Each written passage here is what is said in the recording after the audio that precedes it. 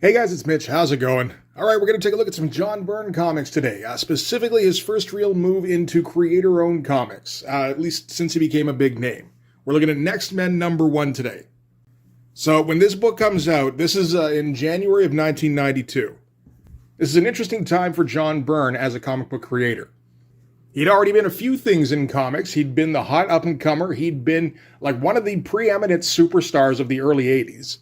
He was one of a very few auteurs in the 80s as well, and that was all before he left Marvel. And it got to the point by the mid-80s where John Byrne was absolutely Marvel's workhorse, where he was writing and drawing like 2 or 3 titles a month, just because he could work at that rate. He actually describes his process in the back matter of this particular issue, where he says on a usual day he will write and draw 3 pages, either fully penciled or, loosely penciled and then fully inked. And he does that 5 days a week. So in an average month, he was producing 60 pages. So yeah, he could absolutely work on Fantastic Four and Avengers and Incredible Hulk. And when he got taken off of one of those, he could start up Alpha Flight. He could work on Spider-Man for a few issues. He worked on, it felt like every single title that Marvel had.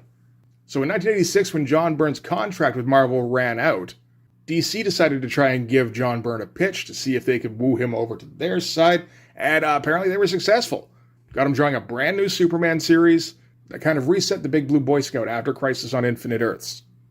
And John Byrne stuck around at DC for a couple of years. He stuck with Superman for quite a few issues. And then for some reason decided to go back to Marvel. I'm not entirely sure why. I'm sure the reason is out there in an interview somewhere, because John Byrne is not exactly tight-lipped. But that's also the reason I'm not going to go looking, because there are numerous John Byrne interviews out there, and who knows which ones actually have pertinent information. So let's just say John Byrne wanted to work for Marvel again, reason unknown. I mean, I could probably guess a little bit with John Byrne being who John Byrne is, where he very likely wanted full creator control. I mean, at least in terms of the direction of the comic, and, he was drawing Superman, that just wasn't going to happen. And I mean, we saw what happened when you gave John Byrne a little bit of creator control. Superman ended up in a porno tape. So regardless, he did decide to go back to Marvel, but things were no longer the same. He was no longer like a superstar artist, really. He was definitely an established legend. He was a master of the medium, but that didn't necessarily move books. It would definitely stabilize books. And that was kind of how Marvel ended up using him, where they would put him on books that, were basically like mid-tier. So stuff like Sensational She-Hulk and Namor and West Coast Avengers, where, people would go if they wanted solid comics. But John Byrne wasn't building those books up to be top-selling anything. And that was kind of where he ranked at that time, where he was basically like a mid-carder. He wasn't one of the big names anymore. He was the guy you put on a book that, without him would probably fail, but, with him would bring in steady sales, and, you knew you were going to get work done on time from him. And it was going to be quality. There was nothing that was really going to be questionable, unless he decided to pull a practical joke. And John Byrne stuck with Marvel for like another couple of years before deciding that he was kind of done with this shit. I get the impression he was sick of editorial mandates. He was sick of having his work checked. I don't think he very much liked the way the industry was going, and that it was going very much in the way of like style over substance, which didn't leave much room for a guy like him, who had an incredible foundation, but by 1992 standards, didn't create the most stylish art. And I don't think he much liked the fact that he had basically been demoted to journeyman. There was a window where John Byrne was the name in comics. And less than 10 years after that, he's the guy who's basically like taking care of maintenance. And I mean, John Byrne is not a guy with a small ego regardless. So in 1992, you get the impression Byrne was looking for a reason to leave the big two behind him for a little while.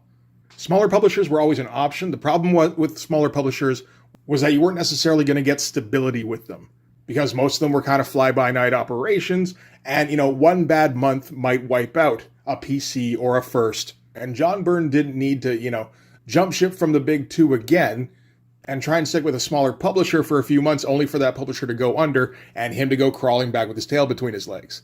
Because then they'd really have him in a compromising position.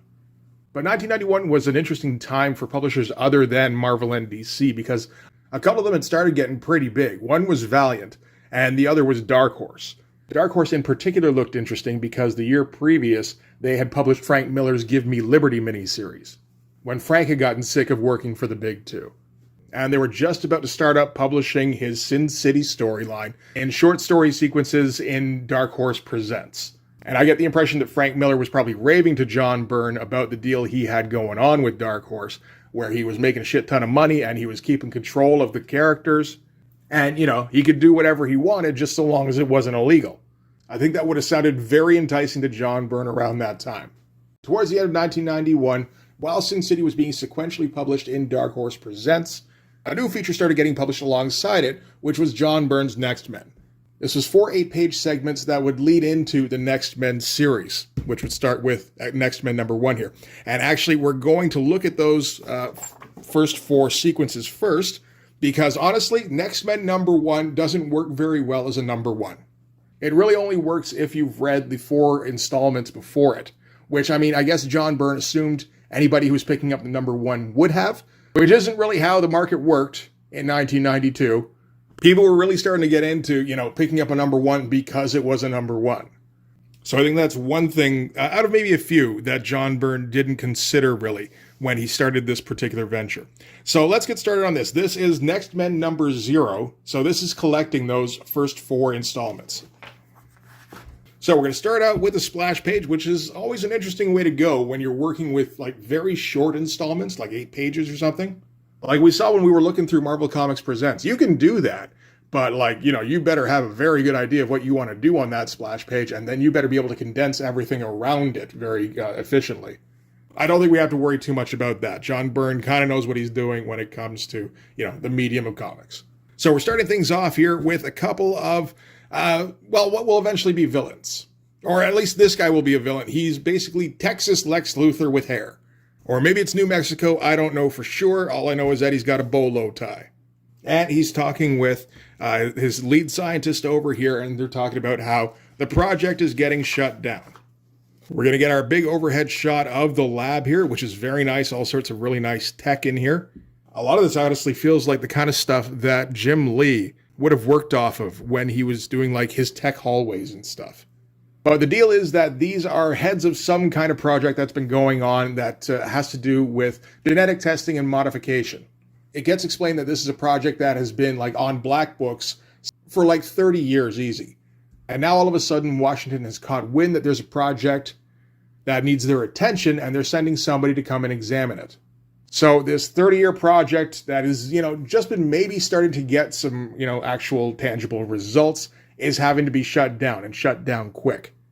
There's a fun bit here where he says, "We haven't been this close to discovery since Jack Kennedy threatened to close us down."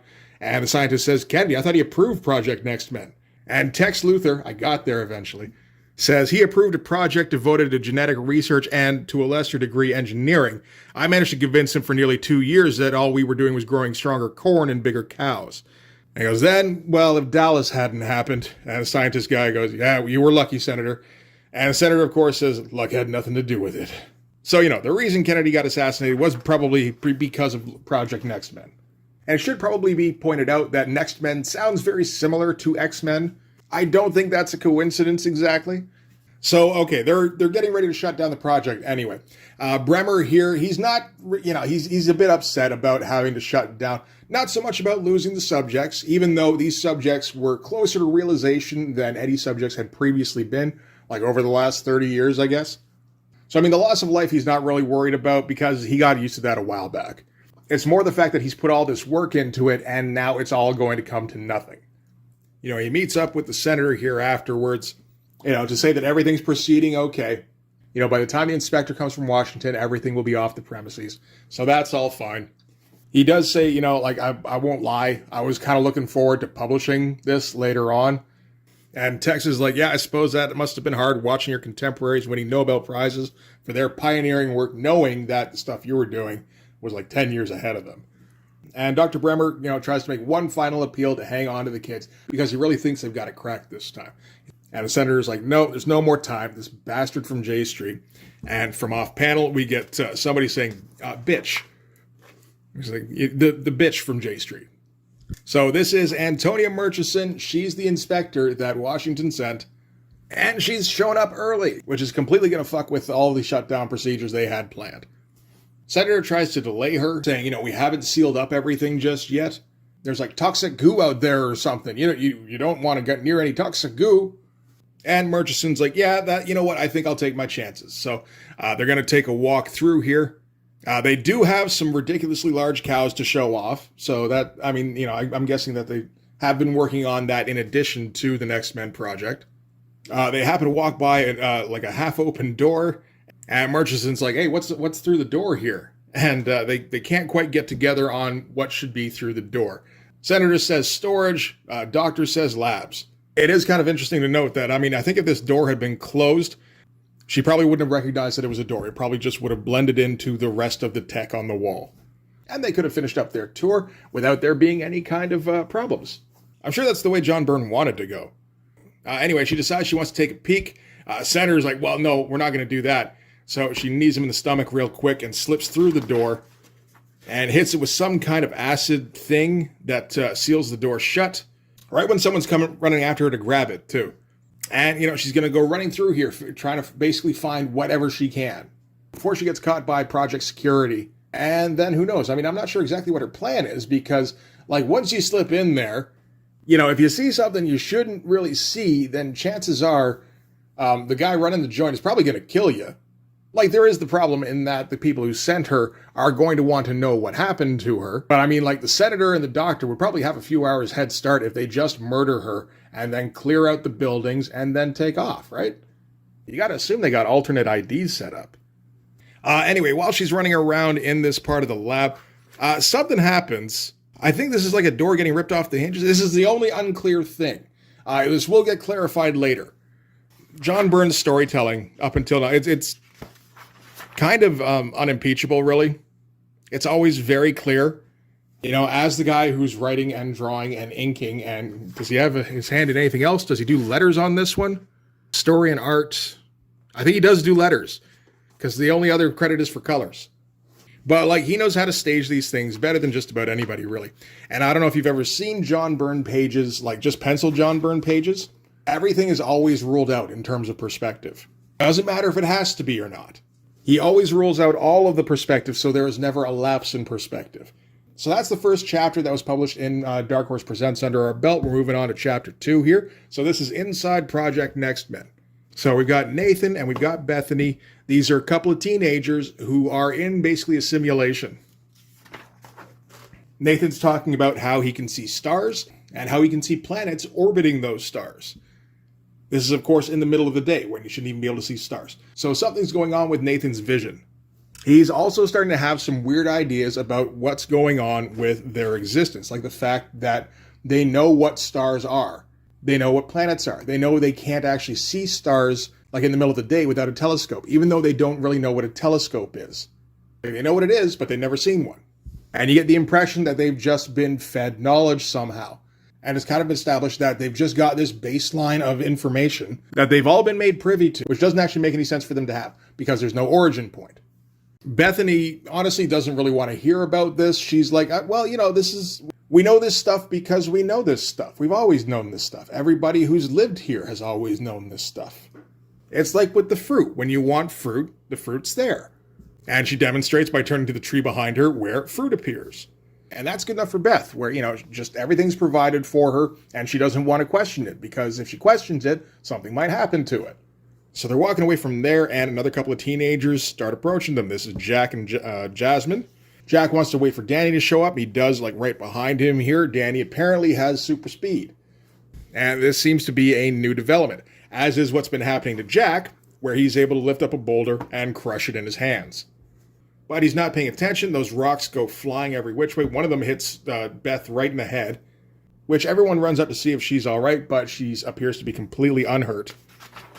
And then after the fact, Jack and Jasmine are in, one of their quarters, or maybe they have shared quarters. And Jack's feeling a little bit sorry for himself and feeling like an asshole for not really paying attention to where that debris was flying. It's like, it turned out okay. Jasmine apparently didn't get injured at all by the giant boulder that flew at her head. And he's intent on, dwelling on this. So Jasmine decides to distract him by taking off her shirt. And Jack's a little worried, like, I might hurt you. I've got this strength thing going on. And he's like, no, you lie down and you don't move. I'm going to do my thing. And she apparently installed a couple of, handholds for him to hold on to. So which feels a little kinky, but sure. While she's doing her thing, so he grabs the handholds, but apparently there's something similar inside these little tubes that they're in real life. And of course, Jack's the super strong one, so by grabbing these things and, exerting a little bit of pressure, he shatters them, falls right out of the pod he was in, and all of a sudden he's in the real world. Which I don't mind as a transition. I think that's pretty good, and it's pretty self-explanatory. It's a little bit contrived, maybe. Like, why are there handholds inside the control tube? But aside from that, it's fine. So we've established a few things. We established we're moving in the direction of superheroes, particularly like 5 people with 5 different superpowers. We've established a shadowy organization that's going to act as a foil, I'm sure, for our 5 super teens. We've also established kind of a sci-fi undertone. We've established that we don't mind swearing a little. We don't mind throwing in a little bit of sexuality. I don't think John Byrne's going to go over the top with either one, but he is laying kind of a baseline saying this isn't G-rated comics. This is maybe PG, maybe even PG-13. So aiming for more of a mature audience while still staying within like superpowers type framework. So that's chapter 2 done. Chapter 3, Jasmine goes sprinting through the brush.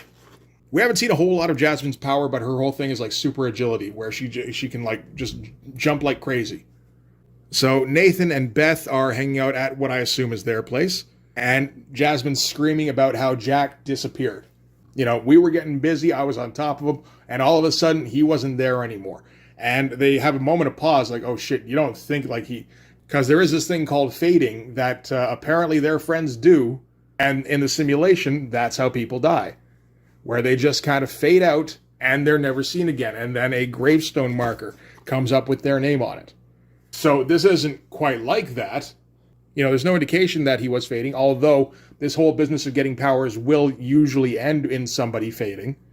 So what they're going to do is they're going to get Danny to check out the tombstones to see if Jack's name has popped up on them. So he takes a quick run through and determines, no, he's not even in there. So something else is going on. And, while they're trying to figure this out, Jasmine starts disappearing and, she, just right in front of their eyes. Only, again, she's not fading because then we cut to the real world. We're back in that lab where Jack has just pulled her out. And they're all in these funky high-tech suits.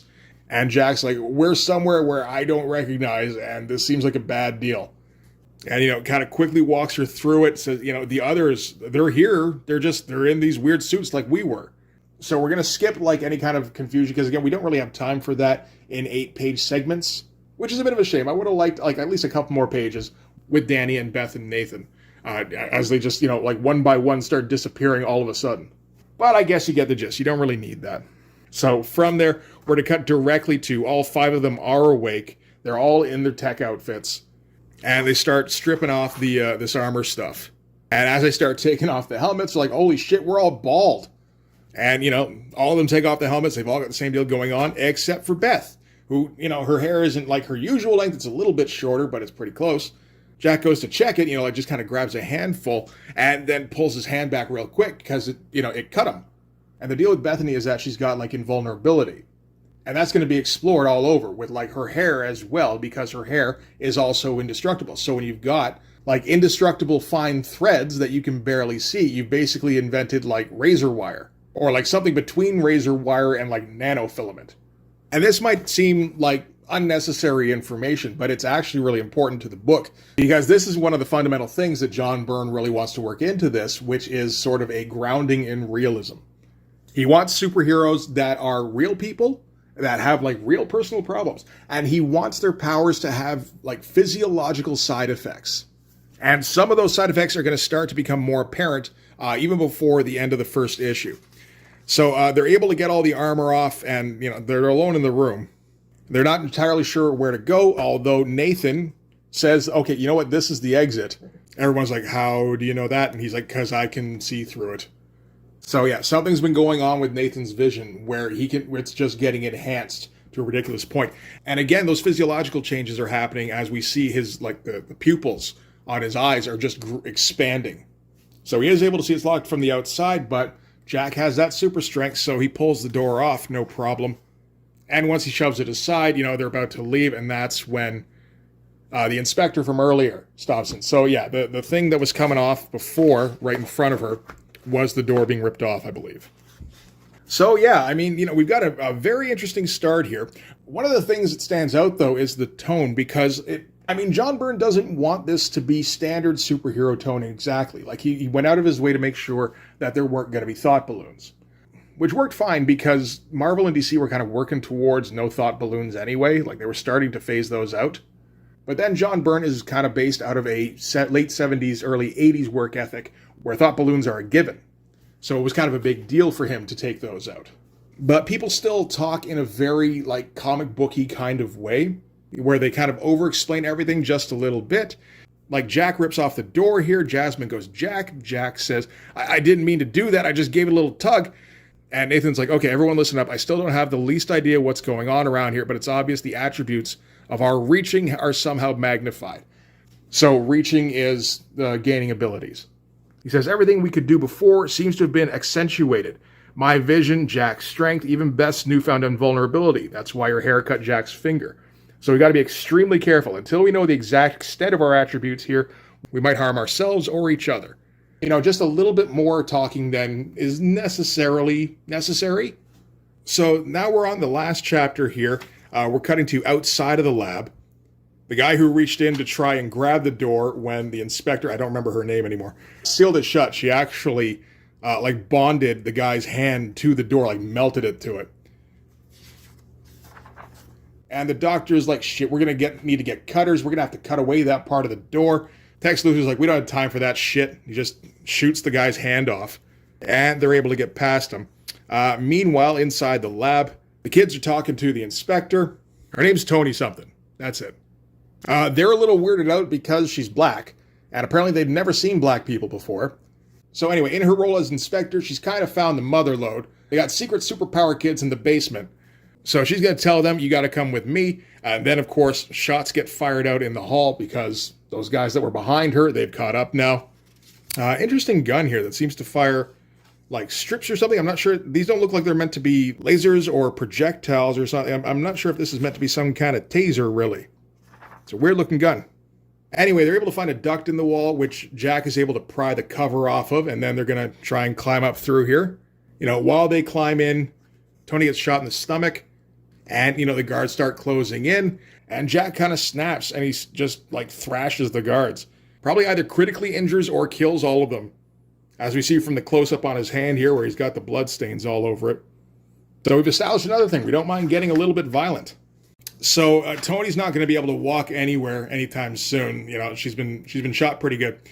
So Jack just kind of picks her up, yanks off the top of the duct here, and they're going to go climbing out. They're able to make their way to a garage where they're able to get to Tony's car without anyone noticing, at least until they get in. And then, they're underway, but looks like that's when guards are just catching up. We get the pretty good shot here from over Tony's shoulder as she's looking in her rear view mirror, and she sees a couple of guards posting up behind her, one with a rocket launcher, which they shoot at the car to end the sequence with. So that's the end of the bits that were published in Dark Horse Presents. Like I said, we established a lot there. Next Men #1 now is going to drop us in Media Res. And this is one of those ones where Dark Horse is going to go all out. They're going to give it the card stock. They're going to give it the foil logo, the embossed cover, all that business. This would basically be the template that they would later use for RoboCop vs. Terminator. And we've got ourselves a pretty good cover here, where we've got all of our characters. We've got, Tony, who's been injured. They're nice and framed by the smoke here. That's some good-looking smoke, too. Kind of got a classic thing with bullets coming in, hitting the ground around them, but that also acts as directional devices. That's good shit. So anyway, this is where the comic starts. Again, assuming that you've read those 4 installments, which I don't know that most people would have. We do get a story so far at the beginning here, summing up the events of those 4 installments. So at least we can read this and not be completely confused about what's going on. But if you don't bother to read this to start things off, and you do have to assume that kids picking this up aren't necessarily going to read, the summary in the inside front cover. At that point, it is on them if they don't understand what's going on in the comic. But at the same time, you'd kind of like them to buy issue 2 and 3. And if they got confused easily in issue 1, they're probably not going to do that. Always a good idea to try and put minimum bar to entry. And this is mature comics, right? Like I said, this is PG-13 probably. So we're probably assuming that the average reader for this title has a bit more sense than just the average comics reader. That said, you would like to get the dumb one's money too, right? So this starts out with another splash page with the car busting through the fence. Tony's doing the driving, even though she says here she's bleeding out. We get the repeat of that shot from over Tony's shoulder as she looks in the rearview mirror, sees the guards posting up behind her. Oh, what do you know? They all leapt out this time. Okay. And then the car explodes. You know what? I actually read these in reverse order, where I read issue 1 and then I went back and read issue 0. So by the time we got around to the car blowing up, I wasn't thinking about it. So that's a classic cliffhanger thing. You know, end your reel with the car exploding, going, oh no, how will our heroes get out of this one? And then you open the next reel with, aha, they got out already. And everybody seems to have escaped fine, except for Bethany. It seems like she was still stuck in there somewhere. Nathan tries to approach. He gets shot at by those guards.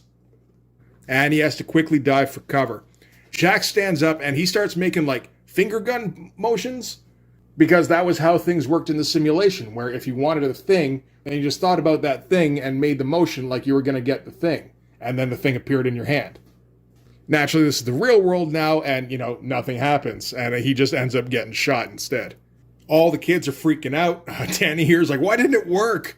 Meanwhile, over in the flaming car, Bethany's gotten out. Again, not a scratch on her because she's got that invulnerable thing going on. Starts getting shot at. All the bullets just bounce off her. And, you know, she kind of makes her way over to where the other kids are hiding. And we can see from the close-up on Nathan here, we're starting to get a little bit of those physiological changes. So he was the guy who had the enhanced eyesight. And now it's starting to kind of just change his eyes. Like, I don't know if you've ever seen the Man with the X-Ray Eyes, starring Ray Milland. That's kind of the deal, where the more he's able to see, just the more, like, tumorous his eyes get. And it's been like a very slow build ever since they first got out of the pods. And this kind of progression is going to continue for all of them, to the point where it almost becomes like body horror. Like, Bethany becomes more and more indestructible, and like her skin gets paler and paler, and I believe she gets like all cold, because like she gets to the point where she can't feel anything. So she gets very detached from everything. Meanwhile, Danny, he's the one who can run fast, so his legs start building up, and they build up like extremely fast, to the point where it's like almost grotesque. He's got these insanely muscled legs, and then just like regular person torso. So again, that's the direction John Byrne wants to push this, where it's a little bit more realistic than your average superhero comic, but still keeping that kind of superhero tone. Which honestly I think is probably a smart move, because I don't think John Byrne's style really lends itself to an ultra-realistic kind of tone, ultra-gritty, whatever you want to go with, where he's like deconstructing heroes like Watchmen. I don't think that would work out too well. John Byrne's art style kind of works best with, you know, like superhero adventure stuff. So anyway, Danny gets sent to try and find town. He's not entirely sure what town is, but he kind of figures he'll know it when he sees it. So at this point, Tony and Jack are knocked out. So that leaves Beth and Nathan and Jazz as the only ones awake, as the soldiers come up on them here. They're radioing back to base saying, okay, so what are our orders? They don't exactly look like terrorists. And Tex Luthor here, who, you know, if we're just picking this up and haven't read all of the installments leading up to it, we don't know who the fuck this is. That said, you know, you get the impression pretty quick. He's like, I understand, but, you know, they're much more dangerous than they look, so you're going to have to kill them off. And the doctor here has had second thoughts. He's like, no, you can't kill those fucking kids. And we're going to kind of reiterate the positions that these two had in the anthologized installments. So, okay, in that case, yeah, John Byrne's making a little bit of a concession to the reader in case you haven't read those bits. So, you know, big old exposition dump right in the middle of this. Which, you know, it's a little tough, but again, if you're a brand new reader, at least this kind of explains everything. It is a little bit clunky. And while Tex here has been dealing with Dr. Bremer, his order has kind of been put on hold. And then the soldiers radio in and say, we got a civilian vehicle coming in. Oh, shit, turns out that's a cop truck. And sheriff walks out. He's like, I wonder if you gentlemen care to tell me what's going on. The soldiers are like, sorry, sir, but we can't. It's a military matter. He's like, yeah, I'm sure it is, but the problem is that you're no longer on your base.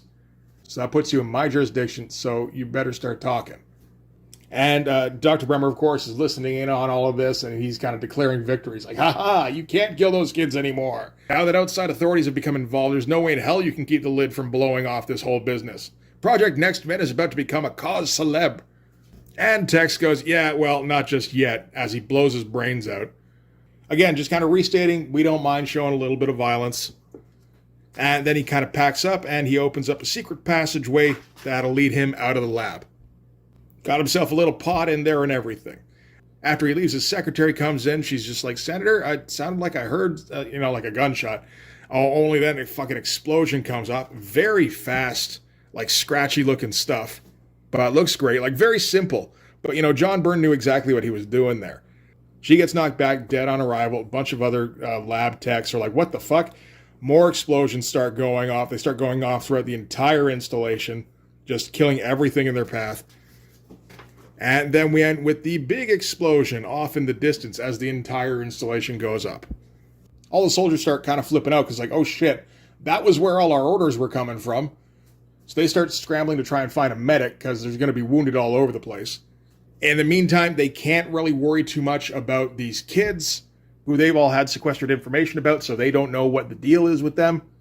There's not much point worrying about the police anymore either because, who's going to explain what the deal is to them? Again, none of these soldiers has any information to give. Oh, and now we've got our certificate in here for, I think, Next Men trading cards. So you need to get, I guess, certificates from the first 6 issues of Next Men and pull them out of your comic and then mail them off to Dark Horse. Okay, I mean, it feels like there's more efficient ways to do that, but sure. One of the cops goes to check on Jack. Jazz doesn't like him getting close, so she just leaps like the entire distance between them. Jazz kind of seems to have gotten stuck with the least impressive power. So I'm not sure if John Byrne has like very specific ideas for what he wants to do with her. But anyway, when she goes to check on Jack, Jack seems to be okay, even though, he got shot with like full-on bullets, and he doesn't have that invulnerability shit. So the situation's fucked up enough that the sheriff is like, you know what, I've had enough of this, I'm taking control, I'm taking these kids. And there's nothing you can do about it, Captain. Captain's like, I mean, again, I don't really have orders saying otherwise anymore, so sure, take them. That said, they had something to do with why my base just blew up. So, like, you better keep a good eye on them. Otherwise, some fucked up shit's probably going to happen. So I don't know that that's really the most realistic path there for the captain, just, like, let him take the kids. Because, he doesn't know a whole lot about what they are. But as far as I understand it, his last orders from the senator were to kill them. I mean, you probably don't want to do that in, like, line of sight with the sheriff and everything. But then again, undoubtedly, all sorts of shady shit's about to come out of the debris of that installation. Like, a few dead kids probably isn't going to be the worst of it. So they load up Jack and Tony into the ambulance here. They're talking about what's going on with the kids. Jack in particular, since, he got shot and for some reason he doesn't have holes in his chest. The EMT here says, yeah, no, we don't know what the fuck is going on. It kind of looks as though his chest muscles have grabbed the bullets. So I'm not sure entirely what that means. I haven't read issue 2 for a while. But Nathan and Beth and Jazz are all going to get taken back to the precinct for processing, is the upside. And again, as you can see, Nathan's eyes are starting to get kind of repulsive. So while they're getting taken back to town, they're going to get a little bit of time to just kind of reassess things in the back of the truck here. And it just kind of like recenters the reader. It's useful stuff. We're going to cut quickly to Danny, who, if we recall, was sent to go find Town. And he hasn't managed that yet. He's been running for a little while, and his feet are starting to get pretty tired. Which he's a little weirded out by, because I've done this before. Like, I've run faster and further, and it never hurt. And it's like, well, yeah, that makes sense, because he was in a simulation. He was never actually using his legs. And all the running on the desert floor has just, like, burned away the boot things that he had going on. He's got these nasty blisters happening on his feet. They're just, like, smoking. Like, over the course of the next few issues, I think they start to toughen up quite a bit as they develop calluses. And while he's sitting by the side of the road, truck pulls up, and there's some, like, kindly old man who's going to give him a ride into town. Again, you can just see the state of his feet, see that he can't really help himself. And I think the town he's taking him to is the same one that the other kids are also getting taken to. So they'll all meet up together then. And yeah, that is it for issue 1. Like I said, it's a little bit awkward for an issue 1 by itself. You really are kind of helped out if you get an issue 0 as well. Otherwise, you have to glean what's happening from the exposition dump. Which is, not too bad, but like I said, kind of clunky. And you don't get much of a chance to get introduced to the teenagers too much in this. You get a little bit of a smoother introduction with the issue 0. But I mean, overall, it's a pretty good book. It's a neat concept. It is interesting that he didn't go just like a little bit more realistic, like a little bit more hard sci-fi. But then again, this is John Byrne, not Walt Simonson. So, that's John Byrne's particular interests, I guess, are a bit more on the lighter side of sci-fi. And the book itself didn't actually end up going too long. It went for like 30 issues, and then John Byrne decided he needed a bit of a break. So he took a bit of time off, and then by the time he came back, the comics industry had kind of imploded a little bit, where all of a sudden, the numbers that he was getting just a couple of years previous, like he wouldn't be able to get anywhere near that anymore. He's like, this is the climate that I'm bringing Next Men back in? It's like, ugh. Because if we're thinking about when he would have been able to bring that back, he probably would have been in like 96, 97. Like, yeah, comics were doing pretty poorly, but at the same time, they haven't gotten any better. So anyway, the Next Men story went unfinished for like 15 years, I think. And then eventually he decided, okay, you know what, it's been long enough. I guess I just got to get the pages out now. So 2010 through IDW, he published like another 15 issues, and that was the end of the story. I can't remember exactly how many issues of this I read. I'm guessing like somewhere in the mid-teens. I think I read about up to the point where they had fallen in with some marketing group who was putting them out as superheroes. And John Byrne was able to do a little bit of industry commentary.